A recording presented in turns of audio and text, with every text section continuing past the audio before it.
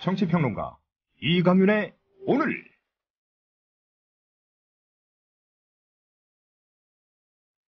안녕하십니까, 이강윤입니다. 10월 20일 월요일 시작합니다. 우리 정부의 전시작전권 전환 재연기 요청의 대가로 F-35A 전투기, 그리고 글로벌 허크 미사일, 패트리어트 3 등 미국 첨단 무기 구매 최종 결정이 이루어진 게 아니냐, 이런 의혹이 일고 있는 것 가운데 대당 1,300억 원의 도입키로 한 F-35A기의 엔진 결함 문제를 미국 정부로부터 공식 통보받고도 도입 계약은 그대로 진행했다는 주장이 제기됐습니다.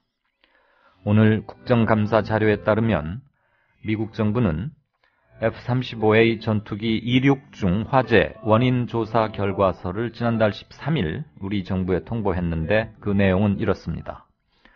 엔진의 회전 부유인 로터와 고정 부유인 스웨이터 사이 마찰이 전투기 표면 재질인 티타늄의 변질과 피로를 가져왔고, 이로 인한 미세 균열이 마찰로 이어져서 화재가 발생한 것으로 추정된다는 내용입니다. 그러니까 우발적 사고가 아니고 구조적으로 문제가 좀 있다는 얘기로 들립니다.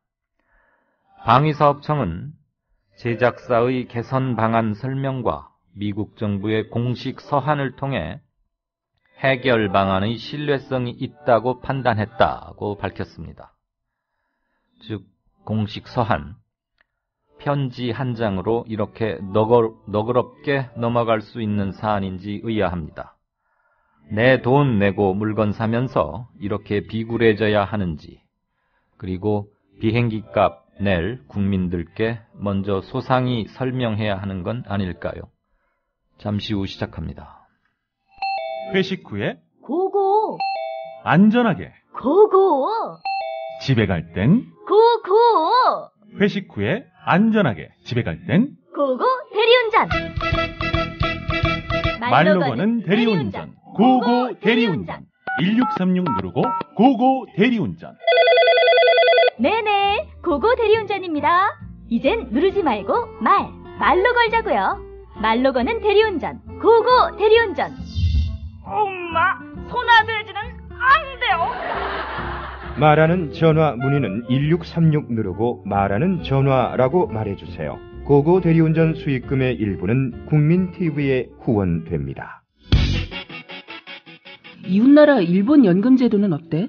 2012년 기준으로 일본은 모든 국민에게 기초연금 77만 원을 지급하고 노동자에게는 별도로 후생연금 208만 원을 주고 공무원들에게는 공무원연금 282만 원을 지급한대. 그럼 국민들에게는 기초연금 77만 원에 208만 원을 더해서 285만 원을 주는 거네. 그렇지. 일본은 공적연금만으로 노후생활 70%를 책임져 주는데 우리나라는 사적연금과 국민연금 모두 합해서 노후생활 보장률이 30%밖에 안 돼. 그래? 우리나라와 일본 차이가 많이 나네? 국민 여러분, OECD 국가 중 가장 낮은 나라가 일본입니다. 공무원연금을 낮출 게 아니라 국민연금을 공무원연금 수준으로 높여야 합니다. 공적 연금 강화, 국민 여러분과 함께 만들어가겠습니다. 전국 공무원 노동조합. 김대리, 우리 회사 대표번호 신청했나? 네, 사장님. 말로고는 1636 말하는 전화에 신청했습니다. 에? 아니, 전화를 말로 걸어? 네, 어려운 번호 대신 1636 누르고 상호명을 말하면 바로 저희 회사로 연결된다고요. 이제는 번호를 알릴 필요도 없어요. 기억하세요. 상호, 브랜드, 명사로 단 하나뿐인 번호의 주인이 될 수 있습니다. 문의는 1636 누르고 말하는 전화라고 말씀하세요. 네, 10월 20일입니다. 어느덧 10월도 하순에 접어들었네요. 올 한 해도 이제 2달 그리고 열흘 남짓밖에는 남지 않았습니다. 흐르는 물이나 쏜 살처럼 세월이 빠르다더니 황망하게 맞는 2014년 연말이 되어서는 안 될 텐데요. 주말들 잘 보내셨습니까? 곳곳이 일기가 불순하고 큰 비가 오고 또 주말에 판교에서는 어처구니 없는 큰 사고도 있었죠. 오늘부터 김영민 PD가 일주일간 휴가입니다. 그래서 뉴스 브리핑을 우리 최혜윤 PD가 대신 해주겠고요. 조금 프로그램에 주 공격수 한 사람이 빠져서 다른 때보다 좀 더 분발해야 되겠습니다. 자, 지난 주말들 뉴스들이 많이 모여 있는데 최 PD 뉴스 브리핑 시작할까요? 어서 오십시오. 네, 안녕하세요. 최혜인입니다. 네. 워낙 리딩이 좋고 하니까 청취자분들이 잘 들어주실 겁니다. 지금 개헌론이 뭐 한다, 말아라, 뭐 해야 된다, 뭐 대통령께 미안하다, 연내로는 논의하지 않겠다, 분분합니다. 대선 주자들도 한마디씩 하고 있고요. 한길 리서치가 개헌에 대해서 국민들 생각은 어떤지 여론조사 해봤죠? 네. 한길 리서치 여론조사 결과에 따르면 국민들의 과반 이상이 다수 의원들이 희망하는 개헌에는 찬성하나 개헌 형태와 관련해서는 대통령제를 크게 선호하는 것으로 조사가 됐습니다. 개헌 시기에 대해서도 총선 전과 총선 후 지지 여론이 팽팽해서 박근혜 대통령의 반대에도 불구하고 여야 개헌론자들이 내년 초 개헌 논의를 점화시키더라도 그 앞길은 예측 불허일 전망입니다. 네. 네, 오늘 한일 리서치에 따르면요. 17일, 18일 이틀간 전국 성인 1000명을 대상으로 개헌의 필요성에 대해 어떻게 생각하는가라고 물은 결과 찬성이 57.8%, 반대가 29%로 크게 찬성이 높았습니다. 네. 지역별로는 대구, 경북권에서 찬성이 76.9%로 가장 높았으며 강원권이 65.7%였고 부산, 경남권이 57.4%, 서울이 57.1% 순이었습니다. 호남권은 53.5%로 영남권보다 상대적으로 낮은 결과를 보였습니다. 또 연령별로 살펴보면요. 60대 이상 연령층에서만 찬성이 47.1%로 과반에 미달했고 네. 나머지 연령층에서는 모두 찬성이 과반을 넘었습니다. 특히 50대에서는 67%로 찬성 비율이 가장 높았고 이어 40대 61.6%, 30대 57.6%, 20대 56.5% 순이었습니다. 네, 대구 경북이 77%로 찬성 여론이 가장 높았고 네. 호남이 겨우 53.5% 그러니까 반을 조금 넘긴 가까스로 넘긴 그 차이가 상당히 이채롭군요. 이것이 어떤 정치적 의미를 가질지는 앞으로 차차 논의 과정 그리고 선거 지형도 이런 거를 따져보고 향후 이 지역 사람들이 그려가고 있는 대한민국의 권력 구조의 모습 이런 것과도 상당히 영향이 있지 않을까. 그래서 정치학이나 사회학 공부하는 사람들한테는 시사점을 하나 던져준 숙제거리가 아닌가 싶습니다. 네, 그렇습니다. 네, 무엇보다도 권력 구조 문제가 일단 초미의 관심사일 텐데 권력 구조 관련해서는 국민들은 어떤 견해를 갖고 있던가요? 네, 바람직한 권력 구조와 관련해서는 4년 임기 대통령 중임제에 대한 선호도가 35.9%로 가장 높았습니다. 현행 중인 5년 단임 대통령제가 26.3%였고요. 즉 대통령제 선호도가 62.2%로 굉장히 크게 높게 나타난 것입니다. 네. 반면에 여야 정치권이 제왕적 대통령제 타파를 명분으로 선호하는 이원집 정부제, 의원 내각제에 대한 국민 선호도는 각각 17.9%, 6.5%로 선호도가 높지 않았습니다. 네, 이것 역시 상당히 중요한 시사점인데 대통령제를 어쨌거나 그냥 계속 가져가 보자라는 게 아주 압도적으로 많고 네. 김무성 대표가 난 개인적으로 이원집정부제를 좋아한다 이렇게 말을 했지만 그건 20%도 채 안 됐고 네, 그렇습니다. 대통령제와 아주 정치학 교과서에서는 대비되는 걸로 거론되고 나는 의원 내각제는 6.5%.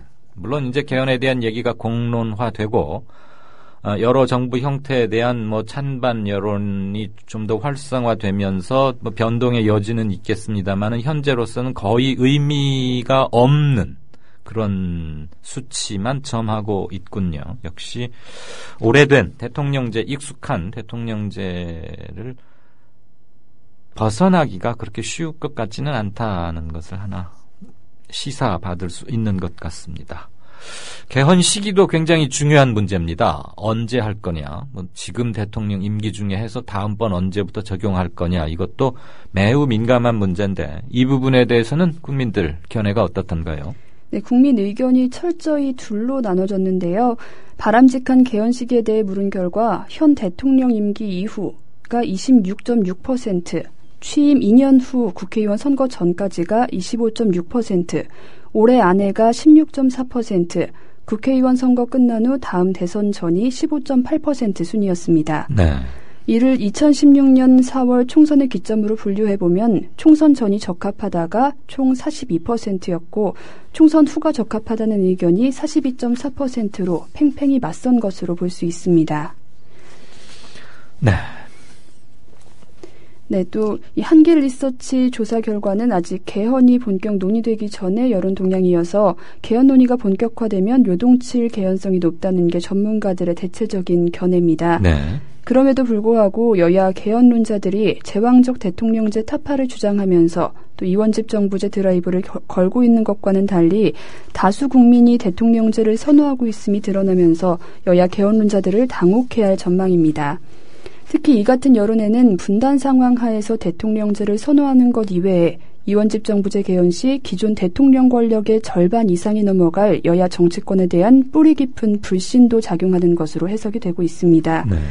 즉 현재의 상황에서 이원집 정부제가 도입될 경우 일본 자민당 체제 같은 기성 정치권의 독점 체제가 구축되면서 제왕적 대통령 이상의 부작용을 초래할 수 있다는 우려와 의구심이 깔려있는 것으로 해석이 가능해서 개헌 논의의 앞길은 앞으로 예측 불허의 혼란이 불가피할 전망입니다. 네, 그 여론조사 보도할 때 항상 마지막에 붙이는 거 있죠? 플러스 마이너스 몇 % 신뢰도. 네, 이번 조사는 임의 걸기에 의한 유무선 전화 면접 방식으로 실시가 됐고요. 표본 오차는 95%, 신뢰 수준에는 플러스 마이너스 3.1%입니다. 네, 이번 한길 리서치 조사가 개헌에 대해서 조사할 수 있는 주요한 포인트를 잘 잡아서 중요한 숫자, 그러니까 중요한 생각들의 스펙트럼을 보여주고 있는 것 같은데 시기 문제에서는 아주 팽팽하군요. 그러니까 2016년 4월 달에 치러질 국회의원 선거 전에 하자가 42%, 네. 그 총선은 넘기고 하자가 42.4%, 네. 이 0.4% 포인트 차이는 큰 의미가 없을 거고요.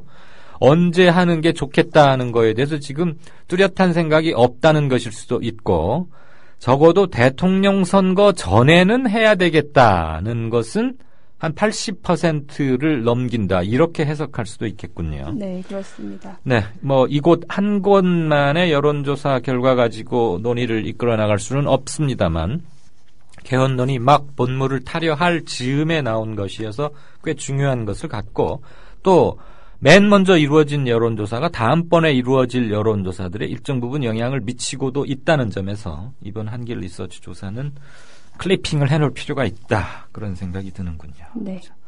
다음 뉴스 볼까요? 김진태 새누리당 의원.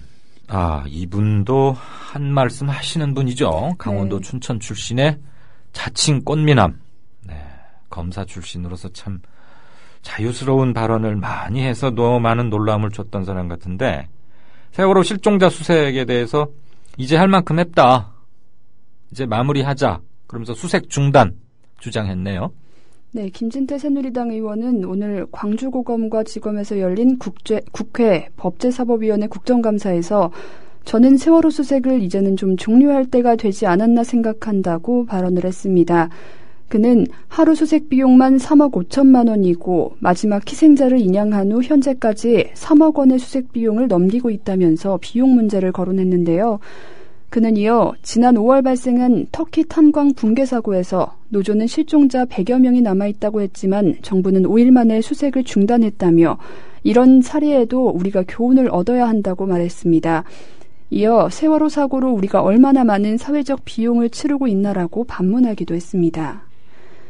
또 마지막 희생자를 다 찾겠다라는 것이 정치적 슬로건에는 가능하나 현실적 목표가 될 수 없다면서 세월호 수색 작업을 종료하고 그 상처가 빨리 아물도록 노력해야 한다는 말도 덧붙였습니다.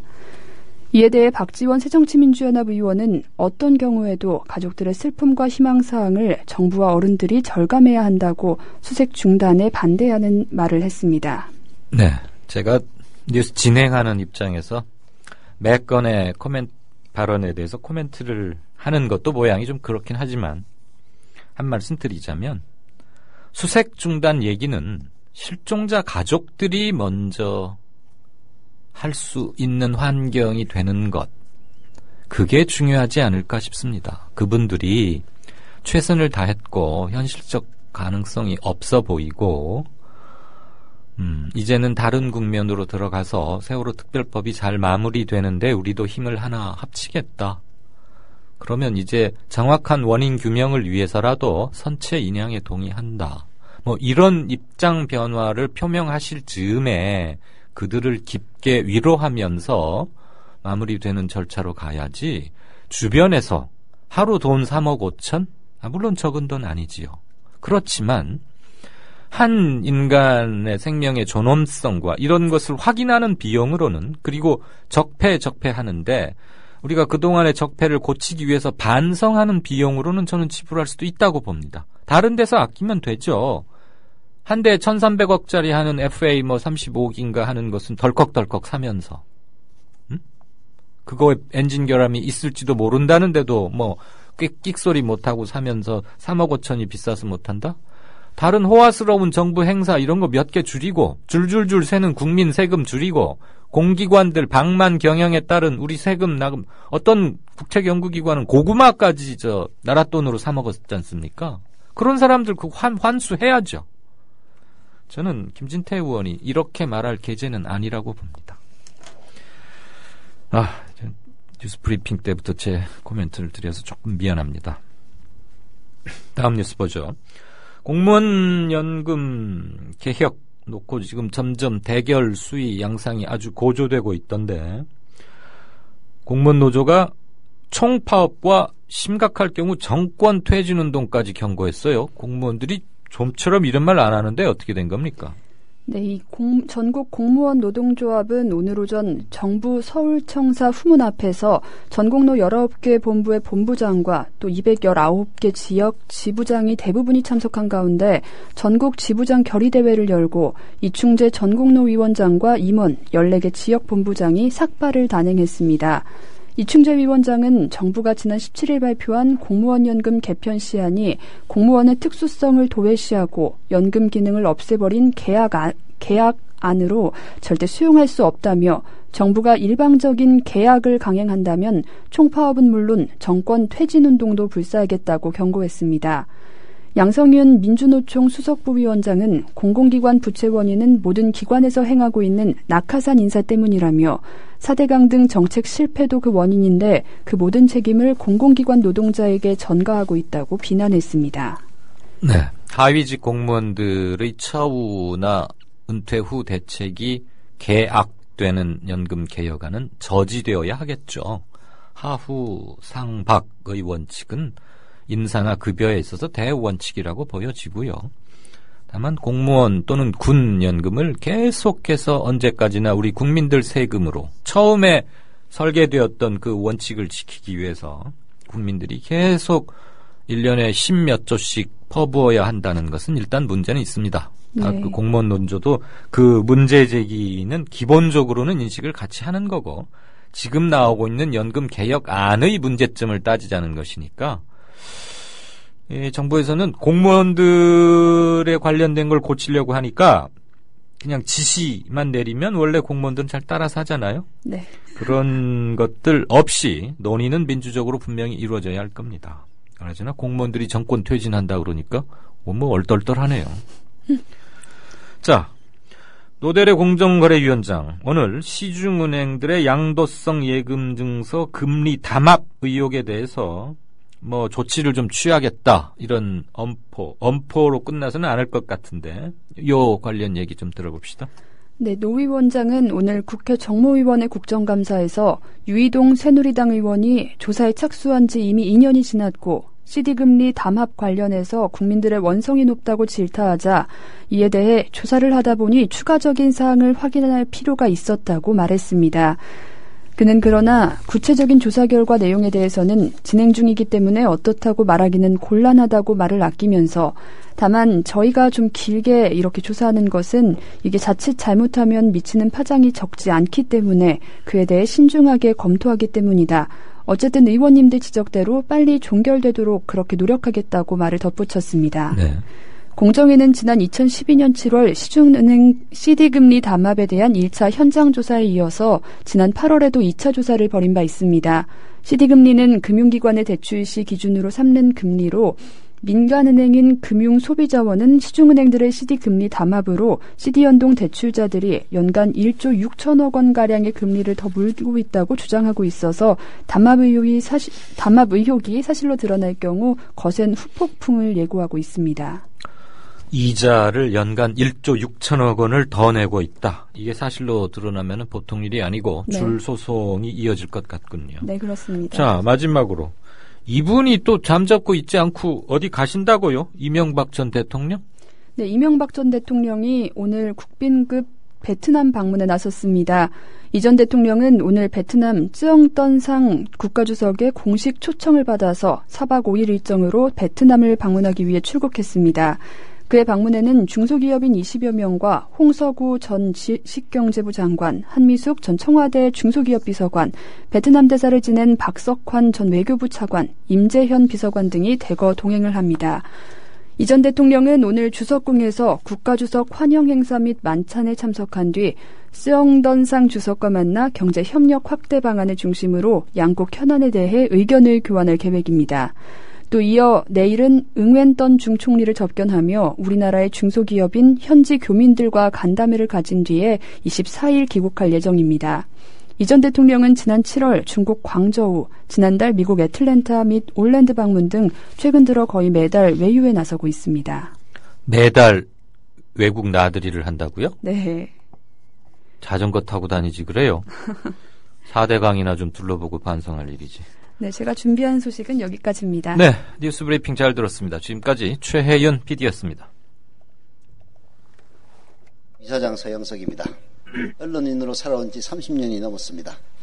돌아보건대 힘 있는 사람들이 큰 돈을 써서 만든 방송 수없이 많습니다. 그러나 힘없는 사람들이 한 푼 두 푼 모아 만든 방송은 국민TV뿐입니다. 국민TV가 지속 가능해야 이 나라 언론의 근간이 바뀔 수 있고 그리고 희망을 잉태할 수 있으리라 믿습니다.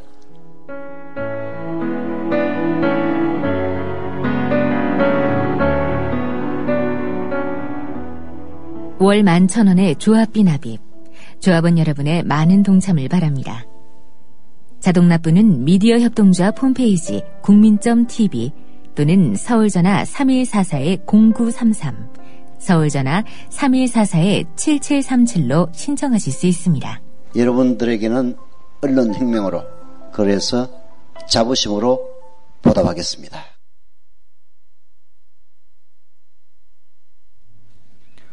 네, 5시 53분.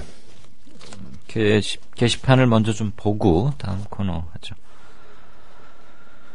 이게 뭔 말인가요?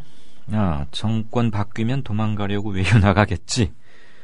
명박이 좀 잡아 넣어라. 모든 원흉은 명박이다. 성이 없네요, 성이. 어떤 명박인지. 네, 저는 전임 대통령을 말한 건 아닙니다.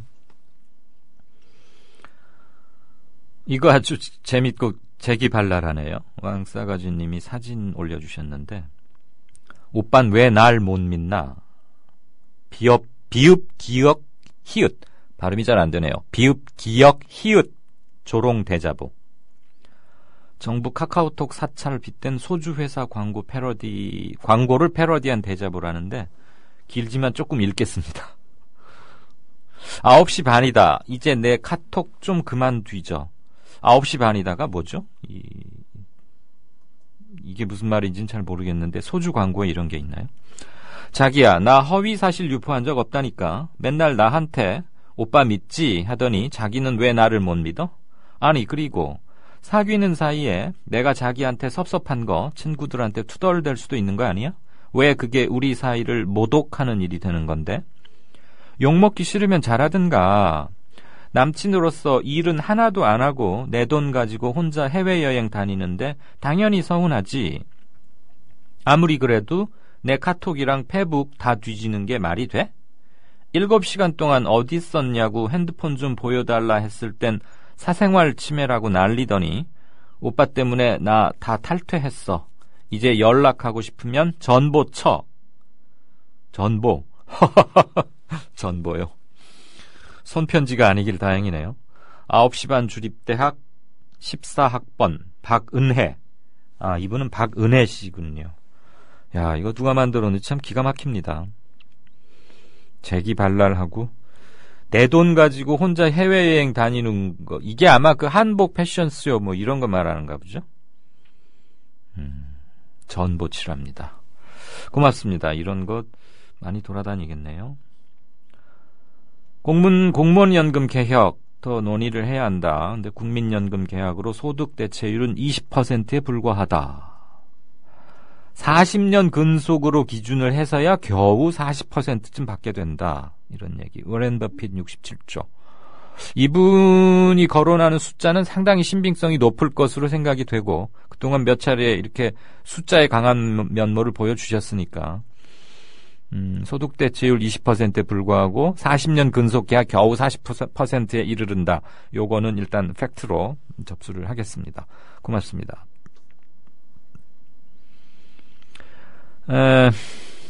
타임즈 인터내셔널판 최근 내용에 뭐 세월호를 다 잊어가고 있는 한국 언론, JTBC 빼고는 좀 대한 언론 몇 개 빼고는 그렇다 하는 것을 누가 요약 소개를 해 주셨고요.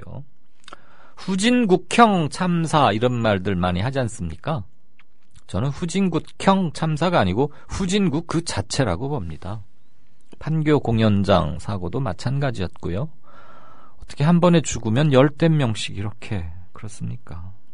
일본에는 어마어마한 태풍이 몰아쳐도 사망자 집계하는 거 보면은 10명 미만일 때가 훨씬 많더라고요. 2명, 4명 이러는데 우리는 태풍이 살짝 스치고만 가도 뭐 전라도 경상도 합쳐서 몇십 명씩 사망하고 이러는 걸 볼 때마다 일본이 훨씬 자연재해에 우리보다 직접적으로 그리고 더 강력한 위험 앞에 노출돼 있지만 그것은 방제 시스템이 참 선진화된 곳이구나라는 걸 느낄 수 있었습니다. 방제까지는 천연재해까지는 모르겠고요.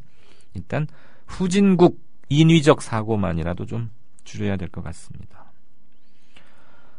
실종자 수색 종료하자라는 김진태 의원의 발언 뉴스브리핑에서 들으시고 격한 감정들 많이 쏟아주셨습니다.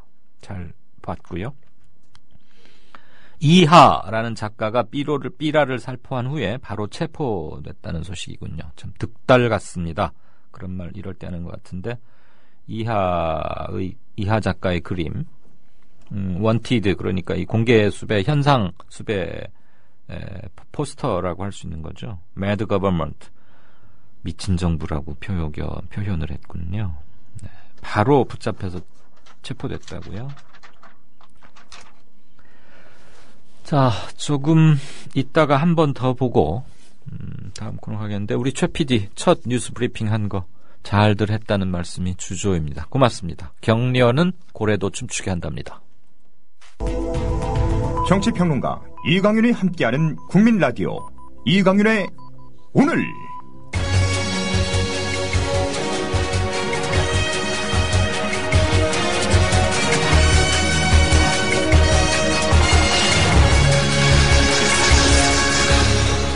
이강윤의 예리한 시각.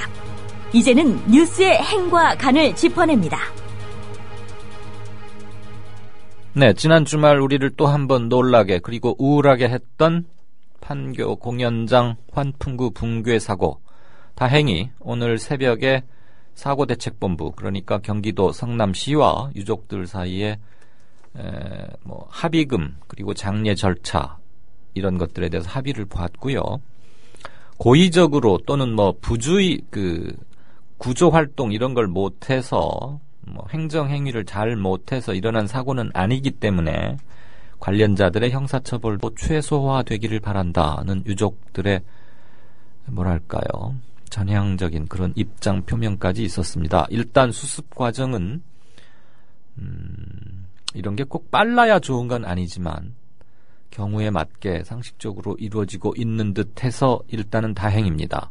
그럼에도 불구하고 원인 규명 및 우리 사회에 남긴 숙제 이런 것들은 별도로 생각을 해봐야 한다고 봅니다. 오늘 연합뉴스 기사 환풍구 추락사고 유족 이데일리 경기과기원 배상 합의라는 제목의 기사 일부를 들으시고 제 소견을 몇 말씀 드릴까 합니다. 판교 테크노밸리 환풍구 추락사고로 숨진 희생자 16명의 유가족 협의체 주 이데일리 경기과학기술진흥원은 사고 발생 나흘째인 오늘 보상 등에 합의했다. 성남시장인 이재명 사고대책본부 공동본부장과 한재창 유가족협의체 대표는 오늘 오전 10시 성남시 분당구청 2층 사고대책본부 브리핑실에서 브리핑을 열어 이같이 밝혔다. 합의 내용은 원칙적으로 공개하지 않기로 해 개략적인 내용만 공개됐다. 주요 합의 내용을 보면 배상금은 통상적인 판례 기준에 따르기로 하고 장례 비용은 희생자 1명당 2,500만 원을 일괄 지급하기로 했다.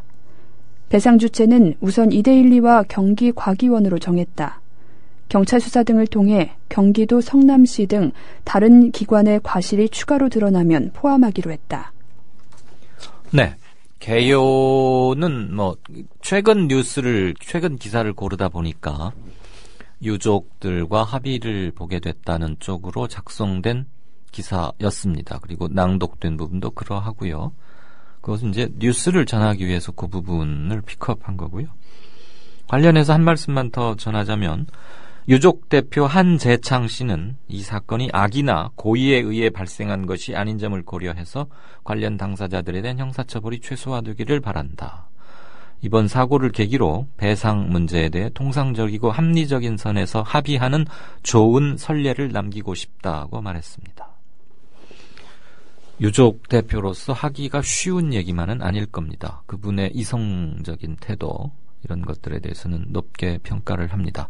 어쨌거나 돌아가신 분들이 제대로 잘 좋은 곳으로 가실 수 있도록 그리고 배상, 돈 얘기가 나오면 자꾸 잡음이 나오게 마련인데 그것이야말로 희생자들의 명예를 또 한 번 짓밟는 것일 테니까 그런 것 없이 잘 수습되기를 간절히 바랍니다.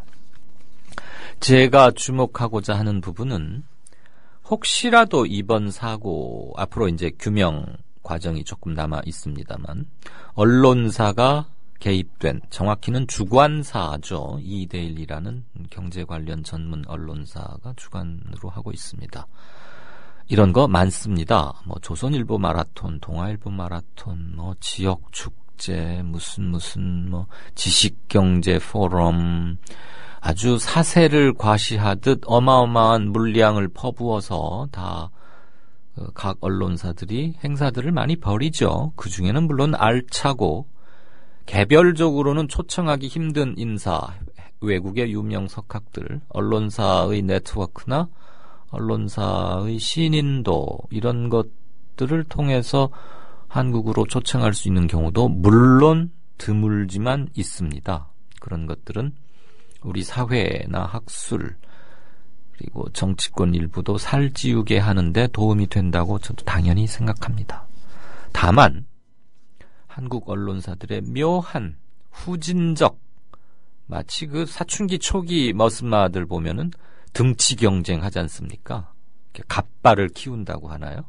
그래가지고 영 우열이 가려지지 않으면 화장실 뒤편으로 가서 한 번 투닥탁 붙어서 서열 정하고 일진 짱 정해지고 나면 이제 질서가 잡히곤 하는데 우리나라 언론사들도 기본적으로 그런 행태에서 크게 벗어나고 있지 못하다.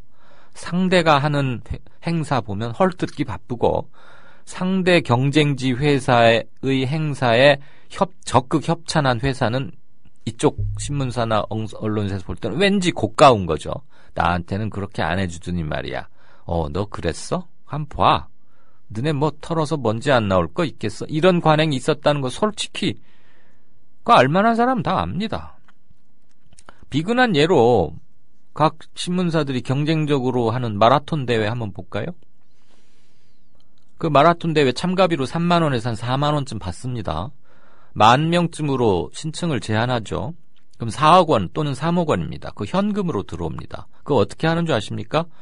그 중에서 반절 뚝 띄어서 그러니까 1억 3억 원 들어오면 3만 원이면 10,000명이니까 3억 원. 4만 원이면 10,000명 잡고 4억 원이죠.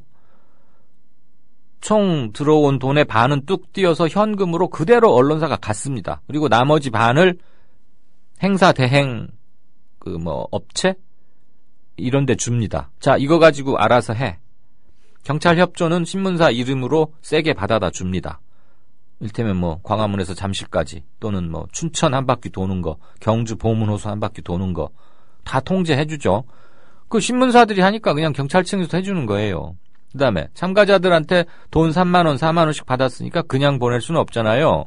배낭을 주기도 하고 러닝 팬티를 주기도 하고 아무튼 달리는데 필요한 좋은 것들 줍니다. 그거 다 제 돈 주고 사는 줄 아십니까?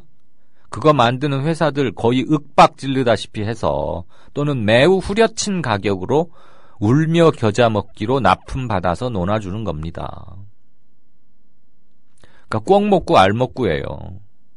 동아마라톤, 한반도 마라톤의 역사를 개척해온 동아마라톤 그래가지고 막 손기정부터 줄줄줄줄줄 내려갑니다. 황영조 배출하고 뭐하고. 아, 황영조는 동아마라톤 아닌가? 아무튼 그렇게 해서 마치 한국 마라톤의 중흥의 새 역사를 써나가고 있는 것 같지만 실제 보면 그거 고스란히 편하게 남는 현찰 장사입니다. 그런 것들. 그게 이번 이데일리하고 직접적이라는 건 아닌데 제가 차츰 말씀을 드리다 보면 이강윤이가 오늘 왜 저래서 저 말을 하는구나 이해가 좀 가실 겁니다. 제가 주목한 부분은 경기과학기술진흥원의 오모 과장 얘기입니다. 올해 37살이고 사고 다음날 새벽 아침 7시 1분 트위터에 짤막한 글을 남기고 투신자살을 했습니다. 그에게는 두 어머니 아버지 그리고 두 아이 아내 이렇게 있었던 대한민국의 평범하고 성실한 가장이었던 것 같습니다. 그가 죽음으로써 갚고자 했던 게 무엇이었는지 아직 알 수는 없습니다. 이번 사고를 현재 이 시간으로 최소 16명이 사망한 대형 참사의 비극을 잉태했던 어떤 행정 편법이나 탈법 또는 비리가 있었다면 그리고 그 비리에 그 오 과장이 어떤 식으로든 연루가 됐다면 자신의 잘못을 죽음으로써 갚고자 했는지 어떻는지는 알 수 없습니다. 그렇지만 진상을 밝히기는 쉽지 않을 것 같습니다. 왜? 죽은 자는 말이 없기 때문에.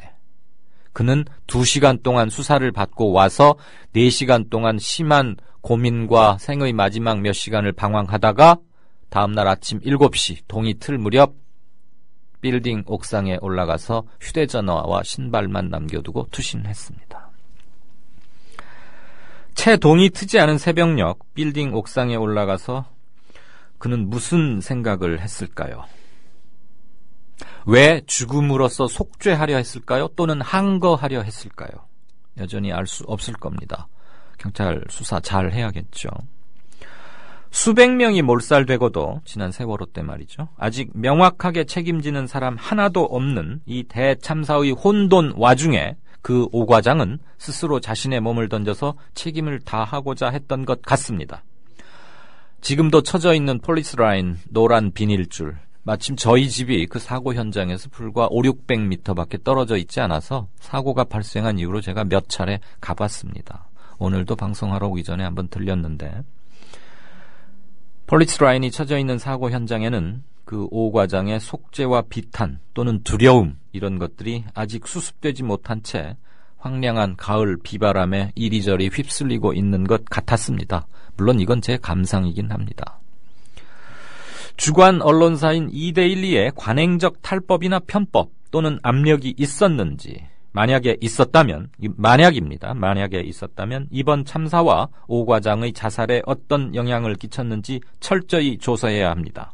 죽은 자는 말이 없다는 이유로 오 과장에게 참사의 원인과 책임의 상당 부분을 덮어 씌우려 해서는 결코 안 될 겁니다. 아울러 언론사들이 경쟁적으로 치르는 언론사 주관 행사의 폐단을 이번 기회에 완전히 도려내야 한다고 봅니다. 앞에 잠깐 예로 들어 말씀드린 언론사 주관 마라톤 대회나 각종 지역 축제 그리고 학술 심포지움 명목의 여러 거창한 행사들 또는 사업들이 상당한 편법 속에 진행되어 왔다는 건 공공연한 비밀입니다. 언론사와 불편해져서 좋을 거 없으니까 법적인 근거가 있는 건 아니지만 후환이 두려우니까 좋은 게 좋은 거니까 등등의 이유로 마지못해 협조하는 게 관행입니다. 규모가 좀 크건 규모가 적당한 기업을 하는 사람들이건 대충 아실 겁니다. 직접 겪으셨거나 또는 들어 아실 겁니다. 그만큼 우리나라 언론사들 동네 깡패 같은 행투 해오고 있습니다. 그거 공익을 빙자한 삥 터는 겁니다. 좀 저속한 용어를 써서 죄송한데요. 공익을 빙자한 삥 터는 거 맞습니다.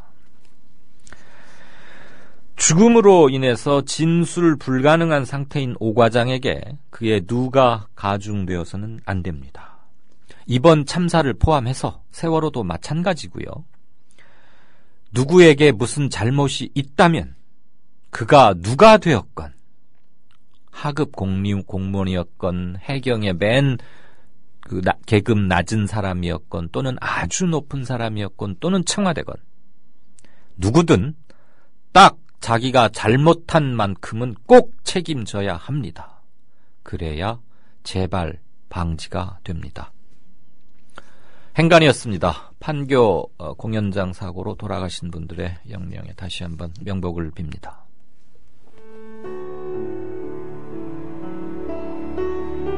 경남 거창에 사는 조합원 백함나무님. 남편의 유언으로 온 가족이 미디어 협동조합원이 됐습니다. 라디오 비평 들으실 때마다 아이고 속이 시원하다 이렇게 하시더라고요. 본인이 먼저 하시고요, 가입을. 예, 그 뜻을 이제 알았기 때문에 손자, 손녀 6명까지 그렇게 이제 다 가입을 하게 됐지. 작고한 부부는 왜 국민TV 조합원 가입, 이것이 이 시대에 꼭 필요한 언론운동이라고 확신했을까요? 가슴 아픈 가족사가 있었습니다. 전에 민족일보 조영수 그분 그때부터 관심을 많이 가지시고 저 동아투이 그때 남편이 광고도 내고 또 한겨레 주주도 되시고 저희 시어른 되시는 분이 보도연맹에 억울한 죽음을 당하셨습니다. 중학교 때 아버지가 억울하게 그리고 옥살이 하실 때 그 도시락을 가지고 감옥에 가서 어느 날 갑자기 그래 이제 총살 당했다는 그런 걸 안 겪었으면은 또 평범하게 살았을 수도 있는데.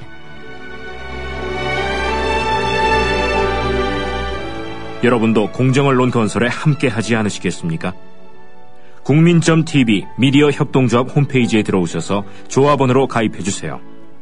전화 서울 3144-7737, 3144-0933으로도 하실 수 있습니다. 이강윤의 오늘, 이제는 정가 산책으로 함께합니다. 정치권 동향, 생생하게 풀어드릴 분은요. 네, 한국일보 양정대 기자. 네, 안녕하세요. 안녕하세요. 개헌론 불씨를 살려가려고 특히 야권에서 조금 군부를 뗀다? 그거보단 훨씬 더 세게 움직이는 것 같은데 동향이 어때요? 일단 국정감사 기간이어서 그리고 이제 국감이 이번 주가 사실은 거의 마지막이죠. 다음 주 월요일, 화요일은 이제 정리하는 단계니까요. 예. 그래서 이제 국정감사가 종반전에 접어들면서 지난주 금요일 날 또 한 번 이 대형 인재 참사가 한번 일어났죠. 이것 때문에 이제 안전 문제와 관련해서 네. 국정감사의 모든 초점이 지금 그쪽으로 맞춰지면서 실제로 지금 정치권의 움직임 자체가 겉으로 드러나는 상황은 크게 이렇게 드러나게 움직임이 보이지는 않는데요. 네. 말씀하셨듯이 개헌 문제와 관련해서는 지금 여야, 특히 이제 야권에서 그리고 여권 같은 경우, 새누리당 같은 경우는 이제 비박계를 중심으로 해서 뭔가 좀 이 정기국회 이후 그리고 내년 초, 늦어도 내년 초부터는 좀 본격적인 이 논의를 끌어가겠다. 이제 이런 생각들을 좀 가지고 있는 것 같습니다. 예.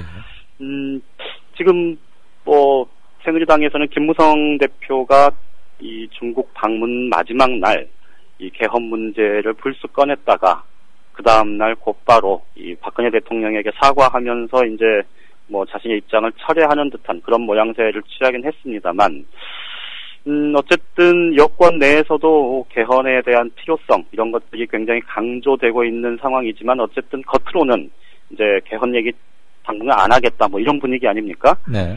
이제 그거에 대해서 야권에서 이 새정치민주연합을 박지원 의원이 김무성 대표를 아주 뭐라 그래야 되죠?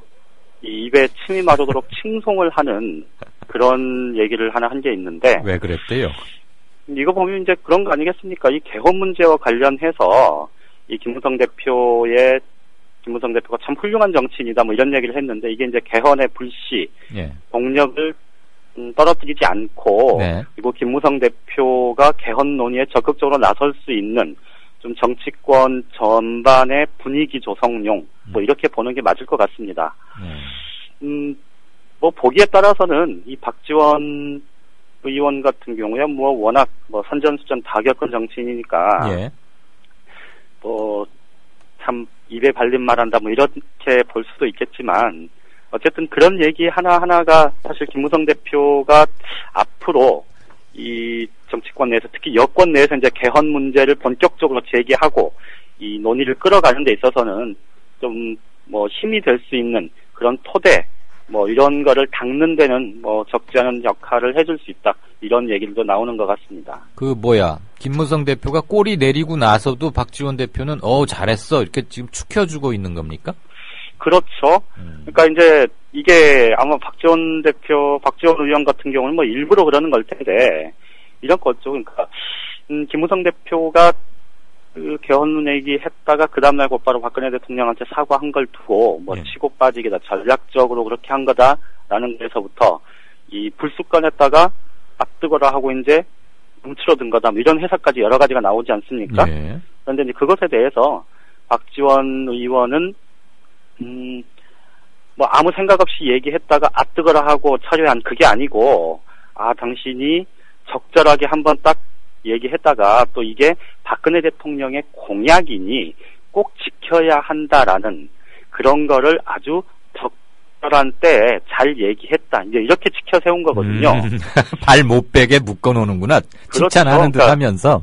그렇죠. 그러니까 그렇게 보면 사실은 김무성 대표를 칭송하는 것이기도 하면서 동시에 이 박근혜 대통령한테 당신 공약 지켜야 돼. 뭐 당신이 개헌 논의 반대하는 건 당신 공약 또 뭉개자는 거지. 이렇게 이제 타박을 하는 것이기도 하고 국민들한테는 그런 전후 과정을 뭐 설명하는 그런 뭐 삼중의 효과를 노린 뭐 얘기라고 봐야 될 것 같습니다. 아무튼 기자는 하루도 안 해본 사람이 리드 하나는 기가 막히게 잘 써요, 박지원 의원. 자, 그런데 아까 그 한길리서치 개헌 관련 국민 여론조사 소상히 읽으셨죠, 물론. 예. 뭐 첫 여론조사라 꽤 의미가 있고 이상하게 대구 경북이 엄청 높고 호남이 제일 낮더라고요.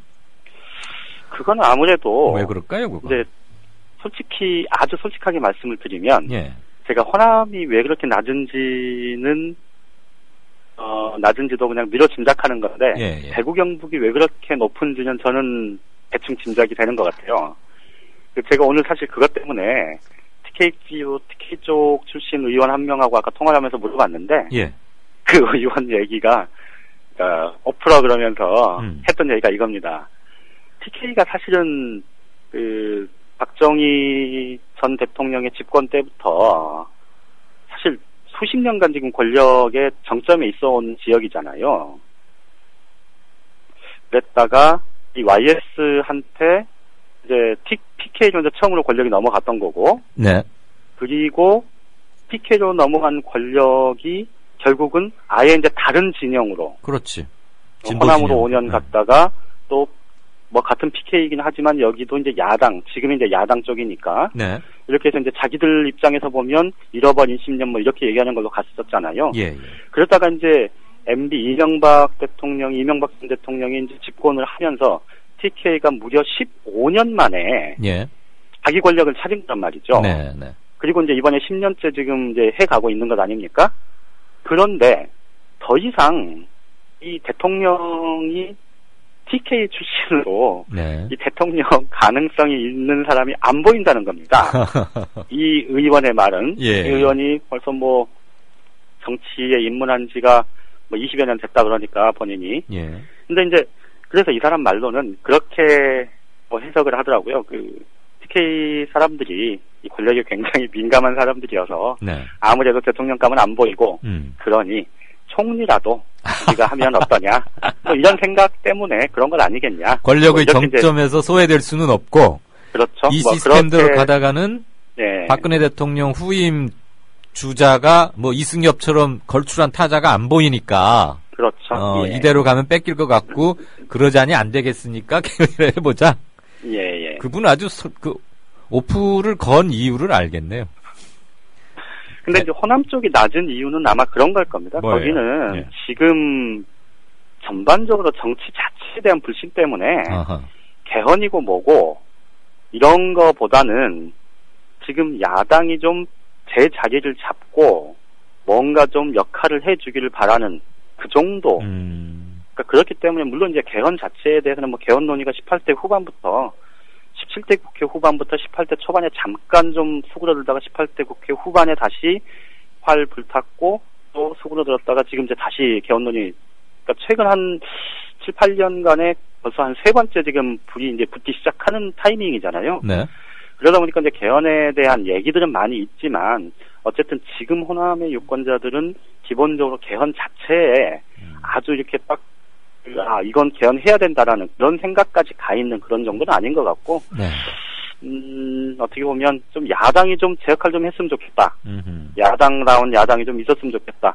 뭐 이런 생각 때문에 아무래도 개헌에 대한 관심은 상대적으로 낮지 않은가 싶습니다. 개헌 이전에 정치에 대한 근본적 의문을 아직 거두지 못하고 있기 때문에 그렇죠. 개헌 우선순위를 그렇게 높게 두지 않는 것 같다. 예. 역시 정치 구단급 정치부 기자의 해석 나오십니다. 자, 근데 국민들의 개헌에 대한 시각하고 지금 뭐 일부 언급이 있었습니다만 이제 지역별 특징을 한번 대비시켜서 말해본 거고 개헌에 대한 그냥 일반적인 생각을 보자면 아까 한길로 리서치 그걸 뭐 참고하셔도 좋고 정치권하고는 상당히 좀 차이가 있어 보여요. 그럴 수밖에 없는 게요. 네. 이게 이제 지금 김무성 대표가 이전보다 이제 개헌에 대해서 훨씬 적극적인 자세를 취한다라고 제가 말씀을 드리면서 했던 얘기가 이전까지는 네. 개헌 얘기를 할 때 보면 김무성 대표는 항상 이 다수 국민들이 몇 번의 여론조사를 결과를 보면 3분의 2 정도가 4년 중임제 혹은 4년 중임 정부통령제를 원하고 있지 않더냐. 네. 이렇게 이제 인용해서 얘기를 하다가 이번에는 자기가 곧바로 오스트리아식 이원 집정부제를 직접 나는 그걸 선호한다고 이제 자기 입장을 밝힌 거잖아요. 그러게요. 네. 그 말씀을 제가 한번 드린 적이 있었는데 이게 전반적으로 그러니까 제왕적 대통령제의 폐해 이런 것들에 대해서 MB 정부 그리고 박근혜 정부 겪으면서 많은 국민들이 이게 정말 문제가 심각하다 이렇게 생각은 하고 있지만 그렇다고 해서 이 권력을 지금의 정치권 여야에게 분배하는 그런 방식의 권력구조 개편에는 선뜻 내켜하지 않는다는 거를 이번 여론조사 결과가 보여주는 것 아닌가 싶습니다. 네. 그러니까 지금 대통령이 제왕적으로 저렇게 무소불위의 권력을 휘두르는 건 문제가 있지만 그렇다고 해서 정치인들, 여야 국회의원들 니네들이 그 권력을 나눠가죠? 그렇지 않아도 지금 니네들 못 믿겠는데 딱 이런 생각이 강하게 투영이 된 것 같고요. 예. 그리고 이제 전반적으로 우리나라 같은 경우는 아직 많은 국민들이 사실은 대통령제에 대한 그리고 4년 중임제 정부통령제를 아직 우리가 이제 이렇게 직접 제도화해서 이렇게 실행을 해보지는 않았는데 그것에 대한 좀 생각들이 강하고 특히나 이 내각제 개헌에 대한 반발이 우리 국민들 사이에서 굉장히 컸었지 않습니까? 예. 이 내각제 개헌의 핵심은 사실 이제 권력 자체가 의회로 넘어오는 건데 이 권력 자체가 의회로 넘어온다는 것에 이 내각제를 많은 국회의원들이 사실 자기들이 지금 국회의원이라는 기득권을 갖고 있기 때문에 훨씬 선호하는 의견들은 실제로 그 의중을 들여다보면 훨씬 많을 텐데 네. 내각제를 직접 주장하는 의원들은 거의 없거든요. 그렇더라고요. 아주 낮던데 네. 아까 여론조사도 보니까 6.5%밖에 안 돼 국민들도. 일반 국민들도 굉장히 낮을 거고 네. 그다음에 아마 국회의원들한테 실명 여론조사를 하면 내각제 선호도가 그렇게 높진 않을 겁니다. 네. 그런데 의원들은 실제로 내각제로 가면 의원들 하기가 되게 편해요.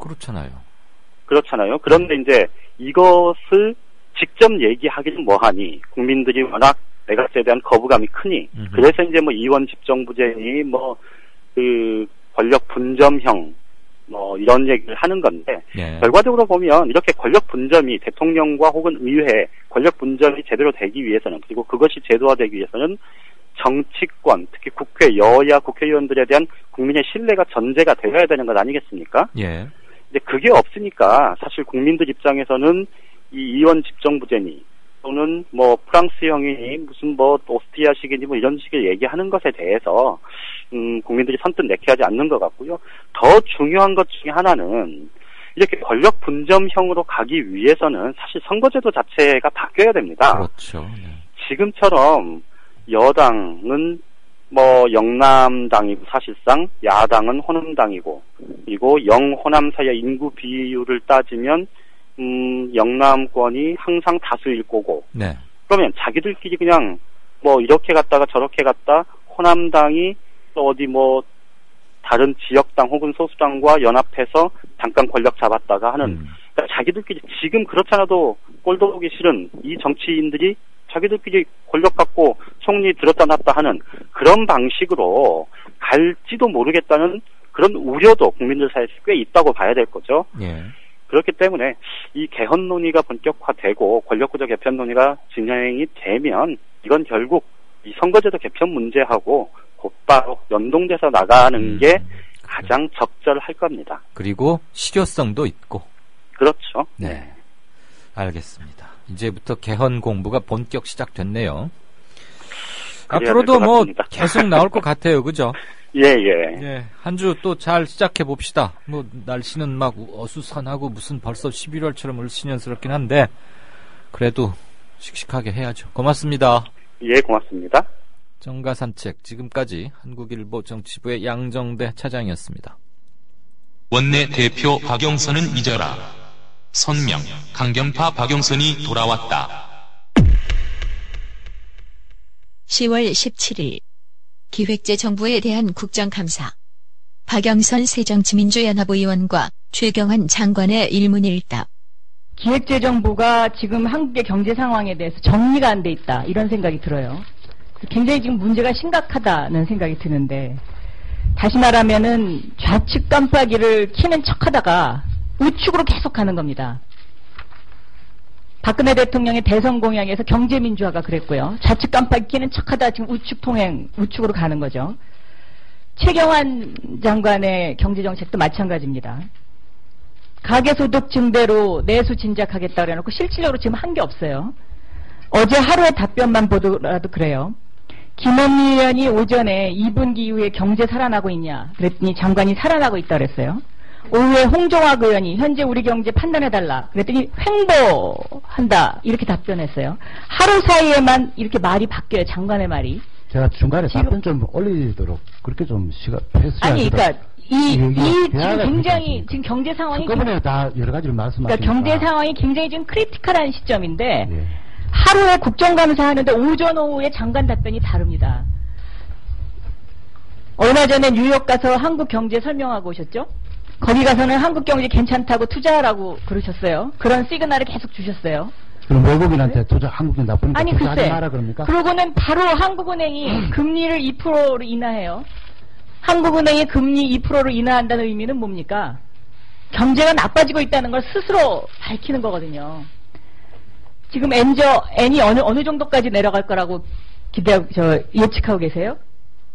저는 뭐 최선을 다해서. 그러니까 어느 정도까지 내려갈 거라고 기대하고 계세요? 예측하고 계세요? 하고 있지만은. 네? 그 답변 못 하셔요? 저는 그 능력까지는 신의 경지까지는 못 가 있습니다. 아니 대한민국의 기획재정부 장관 경제부총리라는 사람이 지금 엔저가 어느 정도까지 예상된다는 걸 갖다 답변을 못할 정도면 이건 굉장히 지금 심각한 거거든요. 시장에서는 여행값이 얼마 될 거야 알거든 저 벼락부자 됩니다. 시장에서는 110, 120 이렇게 보고 거기에 관해서 경기 예측을 해야 되는데. 보고는 있지만은 경제부총리가 그런 위원이 뭐 120 간다, 130 간다 이렇게 얘기를 할 수가 있습니까? 그러니까 지금 문제인 겁니다. 왜냐? 우리나라가 지금 30... 경제부 총리가 더 문제입니다. 저도 좀 질문 좀 해야 될 것 같은데 왜 이렇게 부총리께서 초조해 하시면서 답변을 갖다가 그렇게 끼어들기 일방적으로 계속 몰아붙이시니까. 네, 뭘 일방적으로 몰아붙여요? 예언에 대해서 얼마나 모르시니까 제가 예언에 대해서 제가 그 예측 능력은 없다고 제가 시간을 좀 더 주셔야 될 것 같아요. 않습니까?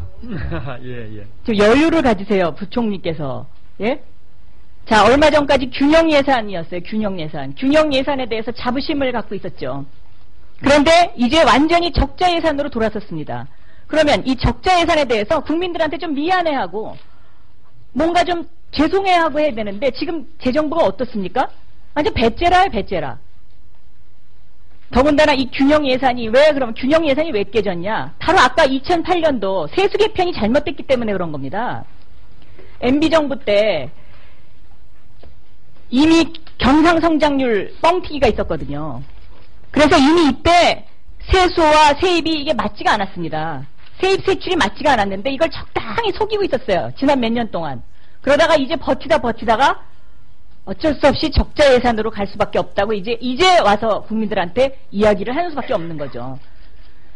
그래서 정직해지셔야 될 것 같아요. 재정적자 서도 솔직히 걱정을 왜 안 합니까? 그리고 가계부채 왜 걱정이 안 됩니까? 잠깐만, 제 말씀을 좀 드릴게요. 솔직하게 얘기해서. 솔직하게 말씀을 드리잖아요. 국민한테 경제가 어렵다. 우리가 재정적자로 해서 정말 경제를 해야 되겠다. 솔직하게 얘기하죠. 겉으로는 아니죠. 지금도 이게 뭡니까 이게? 완전 이게 통계pon트 아니에요. 지금 그 세계실장 나와서 얘기하는 거. 재정적자로 난리가 났는데 부자 감세했느니 부자 증세했느니 지금 이렇다는 게 생겼어요 지금? 예? 제가 지금 답변 시간을 주신다 그래서 답변하고 있는데 또 그러시면 어떡합니까? 그래서 어쨌거나 그런 점을 저희도 충분히 염려하고 있고요. 저도 가능하면 솔직하게 정책을 펴려고 얘기를 하고 있고요. 누가 경제정책 책임자가 경제를 망치려고 하는 사람이 어디 있겠습니까? 야당 망치려고 한 야당 원내대표가 없었듯.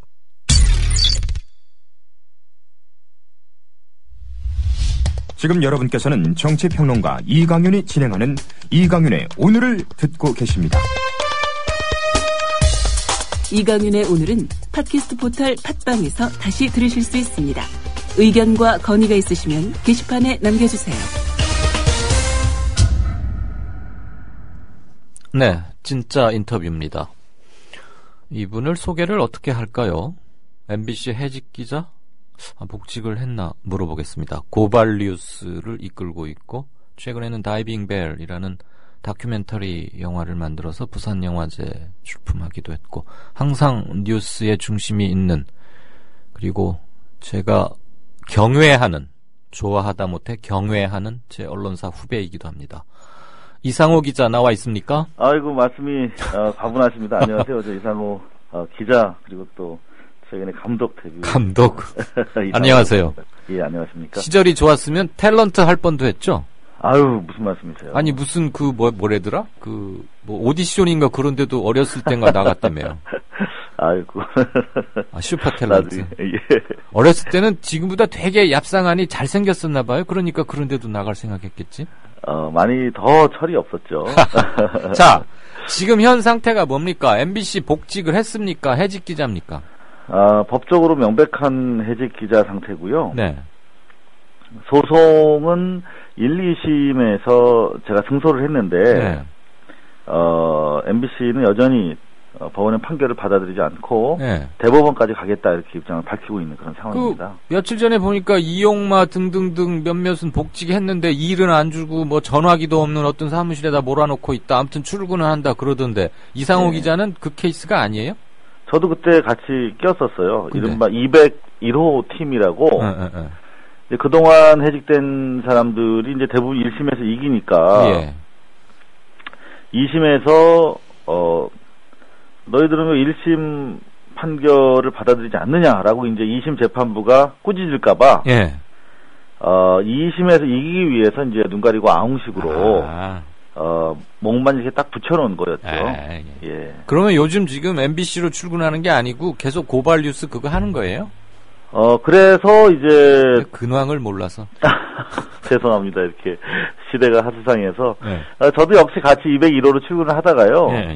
이제 2심에서 MBC가 다시 또 확정적으로 지고 나니까 이제 그 다음날 해고를 또 다시 통보를 해왔습니다.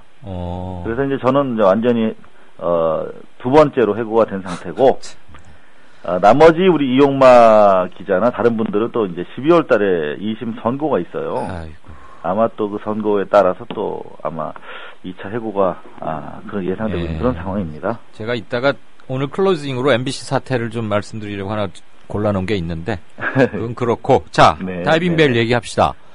뉴스를 꼼꼼히 보시는 분들은 대강의 전말을 알지만 다이빙벨을 놓고 부산시가 부산국제영화제에 뭐 상영을 못하게 한다 그 수준까지만 알고 계신 분들을 위해서 그 이후의 진척 상황 및 현재 어떤 적인지 개요를 짤막하게 좀 일단 부탁해요. 예, 일단 부산시 시장께서 이제 당연직으로요 국제영화제의 조직위원장을 맡게 돼 있습니다. 그렇다면서요. 그리고 예산의 절반 가량을 이제 부산시에서 지급을 하고요.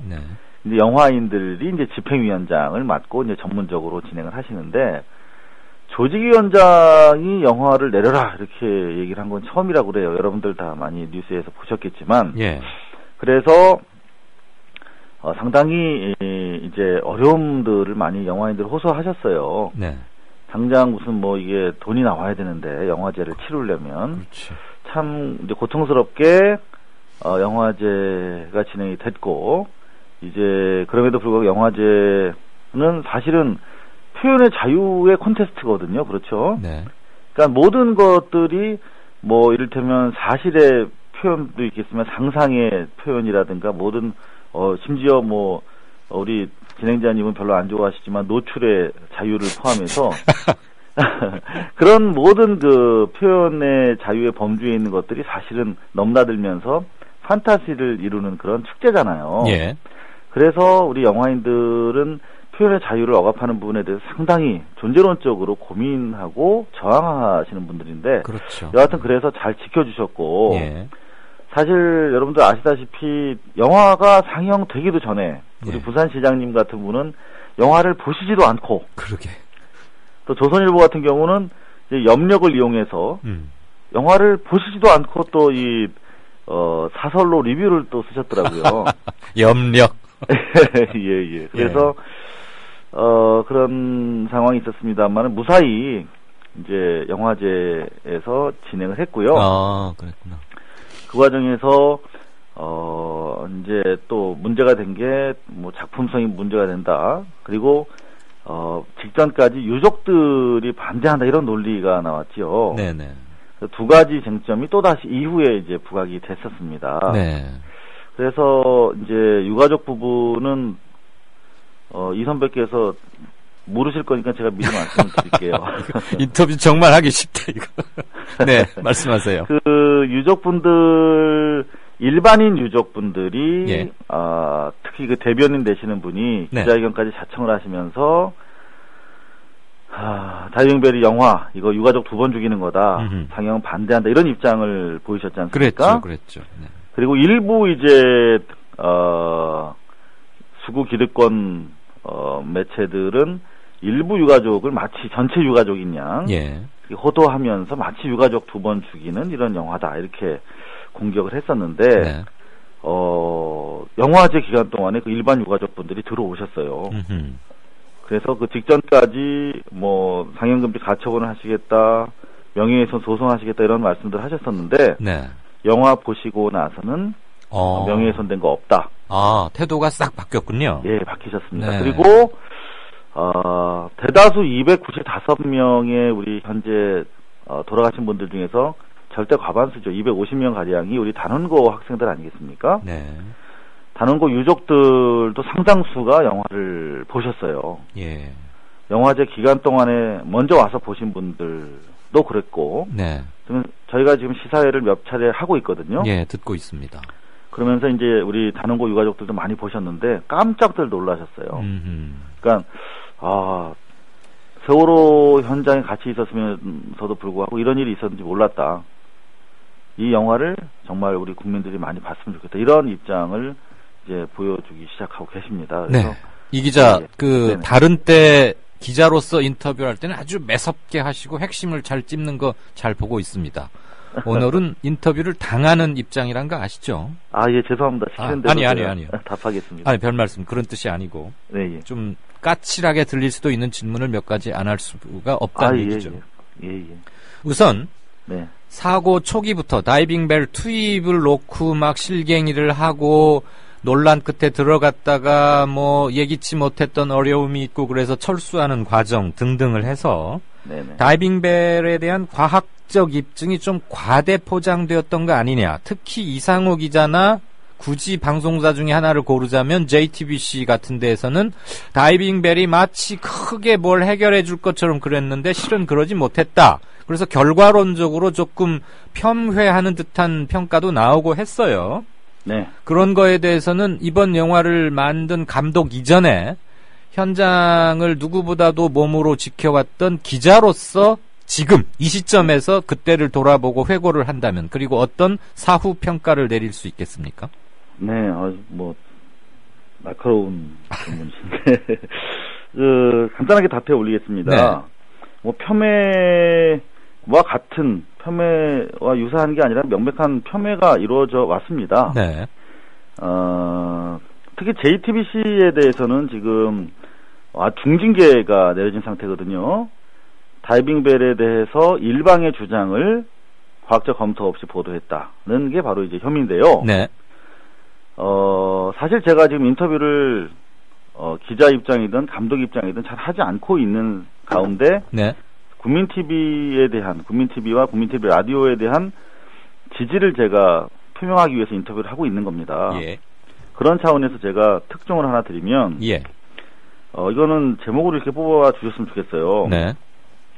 JTBC에 대한 방통심의위원회 중징계는 예. 명백하게 허위 사실에 근거한 것이기 때문에 아하. 전적으로 재검토돼야 된다. 방심위의 결정 자체가 재검토돼야 된다. 허위 사실에 근거한 비전문가들의 얼토당토하는 넌센스 심의다. 네. 이렇게 규정을 저는 하고 싶고요. 예. 근거는 뭡니까?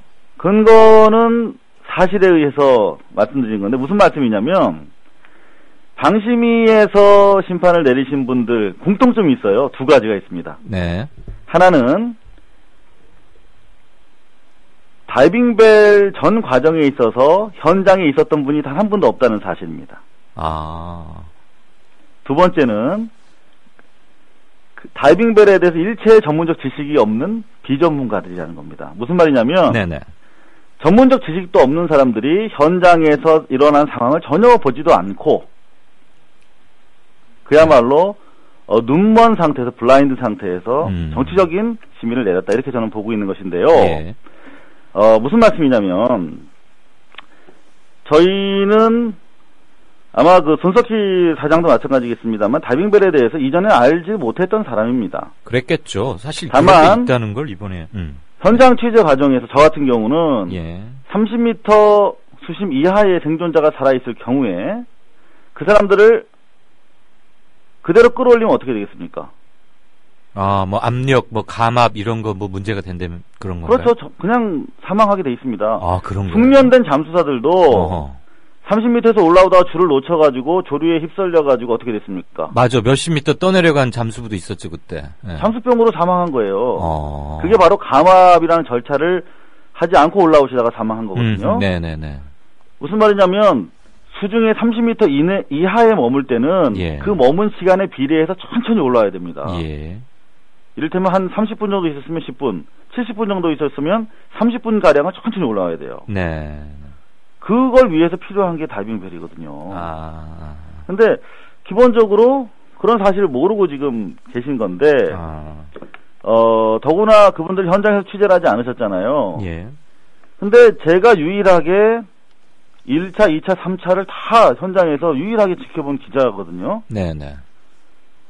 기자는 현장에 있는 기자가 가장 그렇죠. 빛나는 겁니다. 왜냐하면 밖에 있는 사람들은 알 수가 없기 때문에. 다만 저는 제가 현장에서 경험한 내용들을 자의적으로 기록한 것이 아니라 영상으로 다 찍어놨기 때문에 예. 비로소 제가 그걸 공개하게 된 거거든요. 그러면 그걸 보시면 예, 저는 예. 방통심의위원들 반드시 보시고 JTBC 결정 철회하고 사과해야 한다 이렇게 주장하고 싶습니다. 지금 우리 이 기자가 채록해 놓은 그동안 그러니까 방송 고발뉴스나 팩트TV를 통해서 송출되지 않은 나머지 화면들을 다 그런 것까지 함께 보면 더 입체적으로 진상에 접근할 수 있다. 그리고 그렇습니다. 방심위의 결정은 그런 것들을 모른 채 다분히 정치적 의도하에 내려진 결정이다라는 게 지금 이 기자 주장인 거죠.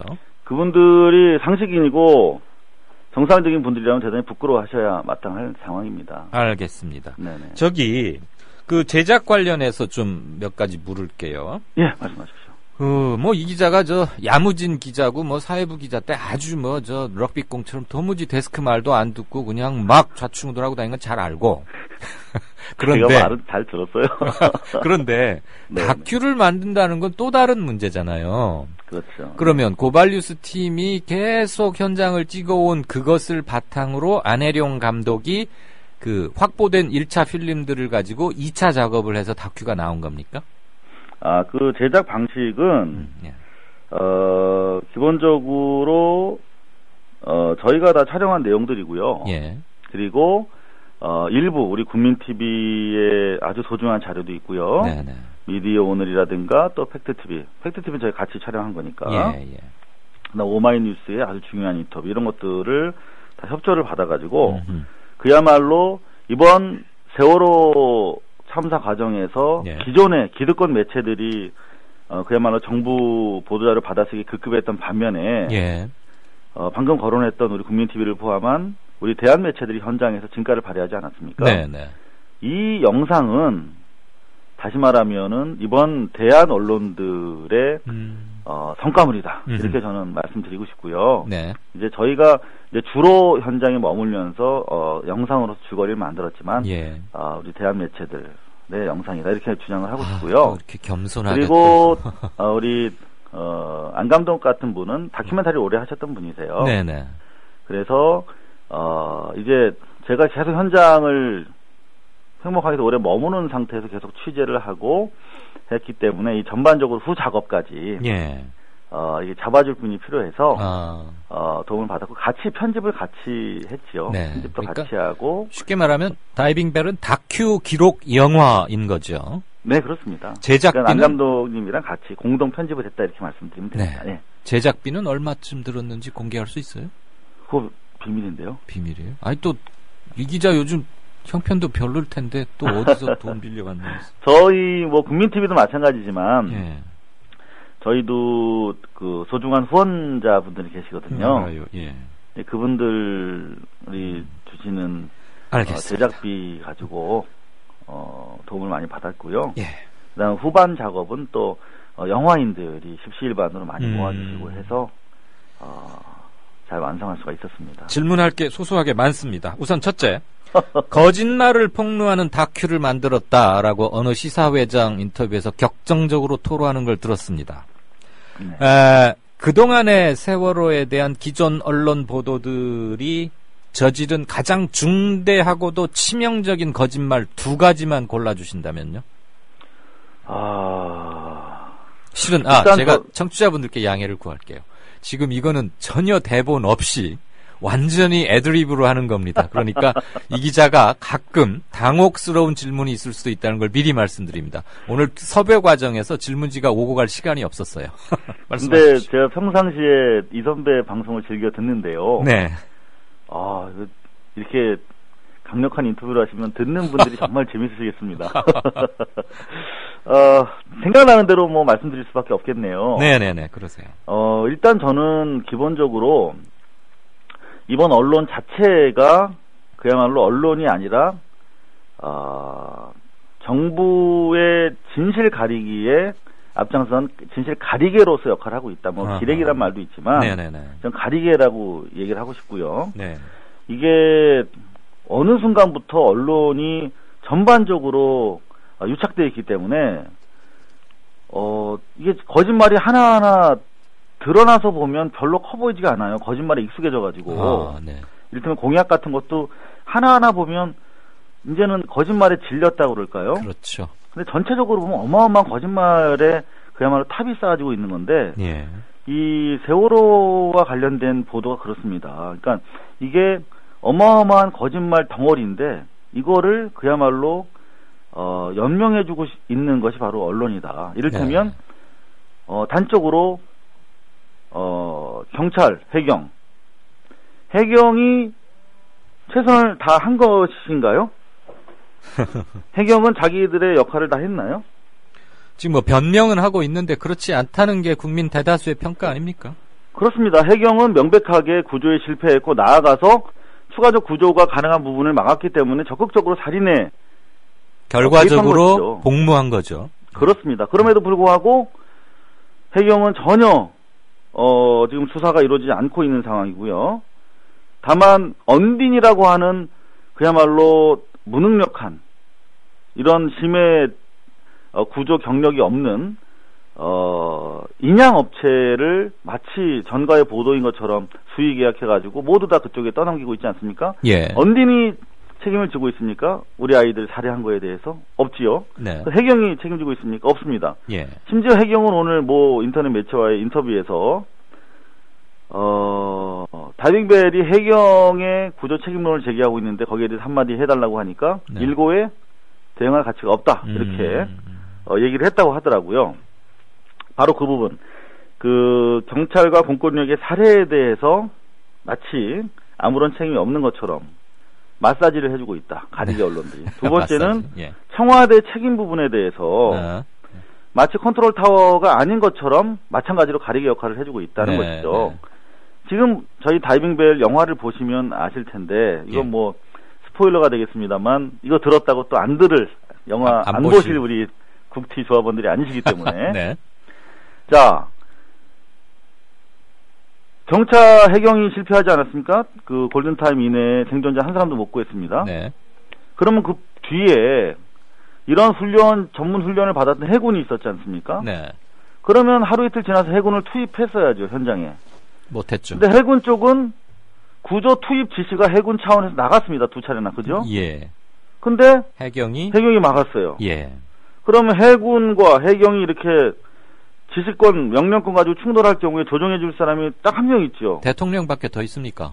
그렇죠. 그렇기 때문에 그분이 7시간 동안 어떤 지시를 받고 통제를 하고 조치를 했는가가 이 사건의 책임성을 확인하는 가장 중요한 부분인데 그 부분에 대해서 언론들이 추궁하기보다는 한마디도 못하고 있다. 그렇습니다. 가리게 하고 있기 때문에 알겠습니다. 통체적으로 언론은 실패다. 자, 네. 청취자분들 의견 몇 가지 전하겠습니다. 보고 싶어도 어디서 하는지 잘 모르겠습니다. 어떻게 하면 볼 수 있죠? 예. 아직 멀티플렉스가 열리지 않고 있습니다. 네. 그래서 국내에서는 서울 강북 쪽에서는 인디스페이스에서 하루 종일 관람하실 수가 있고요. 네. 강남 쪽에서는 이수역 쪽에 아트나인에서 하루 종일 보실 수 있습니다. 네. 나머지 극장들은 아침 일찍 가시거나 밤늦게 가셔야 되는데요. 극장에 걸리고는 있군요. 예, 한 10여 개 극장에서 걸어주고 계십니다. 특히 고맙게도 오늘 대한극장이랑 서울극장이 개봉을 해주겠다 이렇게 연락이 와서 그랬군요. 저희 좀 나름대로 지금 희망을 좀 걸고 있는 그런 상황입니다. 한결은결님의 질문은 CD 판매 계획이 있는지 좀 물어봐 주십시오. 이렇게 글 올리셨어요. 저희는 이게 뭐 아시다시피 진실을 밝히고 우리가 총체적으로 세월호에 대해서 안다고 생각하지만 얼마나 우리가 속아왔는지를 그야말로 드라마처럼 여러분들한테 알려드리기 위해서 만든 거거든요. 네. 세월호에 대해서 잘 몰랐던 분들은 이거 보시고 어마어마하게 놀라시더라고요. 예. 이거 지금 세월호에 대해서 우리가 이렇게 속고 있었냐고. 그래서 저희는 이걸 알려서 세월호에 대해서 다시 한번 우리가 새롭게 4월 16일에 마음으로 돌아가서 새롭게 진실을 우리가 파헤치자 이런 목적이기 때문에 궁극적으로는 유튜브든 모든 여러분들이 편하게 접할 수 있는 방법으로 공개하는 걸 목적으로 하고 있고요. 다만 그 전에 시장의 힘을 통해서 아무래도 영화관에서 봐야 이게 제맛이고, 예. 그걸 통해서 해야 어떤 운동 차원에서 많은 분들이 보실 수가 있기 때문에, 최대한 저희는, 극장에서 많은 극장들이 참여할 수 있도록, 예. 우리 시민들이 압박을 좀 해주셨으면 하는 그런 기대를 가지고 있습니다. 뭐 지금 청취자 게시판이 어마어마하게 뜨거운데, 마지막 질문, 딱 10초만 답변 시간 드립니다. 네. 마이클 무어 화씨 911 이런 얘기도 하시면서 외국용 편집 버전 따로 만들고 있습니까? 해외 영화제라든가 마이클 무어 감독 등 많은 거장들이 관심을 보이고 있고요. 네. 그래서 해외 영화제에 출품하기 위해서 준비 중입니다. 알겠습니다. 많은 분들이 관심을 보이고 계십니다. 시간 맞춰줘서 고맙습니다. 시간 전체 인터뷰 할애 시간이 좀 짧아서 미안하고 건투 빕니다. 건강하십시오. 예, 이 선배님 감사합니다. 네. 네. 진짜 인터뷰 고발뉴스의 이상호 기자였습니다. 도움이 되셨기를 바랍니다. 게시판을 소상히 꼼꼼히 들여다보지 못해서 오늘 또 죄송합니다. 9시 반이라는 소주가 있다는 거 방금 처음 알았습니다. 알려주셔서 감사하고요. 저도 소주 마실 일 있으면 그거 마시겠습니다. 마무리 말씀드리죠. 방송문화진흥회와 방송통신심의위원회 자료에 따르면 지난해 MBC는 방심위로부터 모두 17번의 법정 제재를 받았고 이 중 중징계가 4건으로 전년도에 비해서 2배나 늘었습니다. 간판 보도 프로그램인 MBC 뉴스데스크는 오보로 중징계까지 받았습니다. 특히 야당 인사의 실루엣을 피의자용으로 사용하거나 허위 보도로 징계를 받아서 방송심의규정 제9조 공정성과 제14조 객관성 등을 위반했습니다. 뉴스로서는 생명 그 자체입니다. MBC 뉴스데스크는 2년 연속 방송심의 규정을 가장 많이 위반한 TV 프로그램 당당 1위로 꼽혔습니다. 제재 건수나 품질 평가, 시청률, 신뢰도 등 모든 지표에서 위험 신호가 나타나고 있는데 놀랍게도 지금 MBC 경영진은 교양 제작국의 해체를 검토 중이랍니다. PD수첩 등을 만든 바로 그 부서입니다. 제가 나무집 제사상에 감나라 배추나라 하려는 거 절대 아닙니다. 다만 MBC 공영방송 맞습니까? 차라리 그 공영방송이라는 타이틀 떼는 게 어떻습니까? 보기에 너무 민망해서 하는 말입니다. 들어주셔서 감사합니다. 이강윤이었습니다. 내일 뵙죠.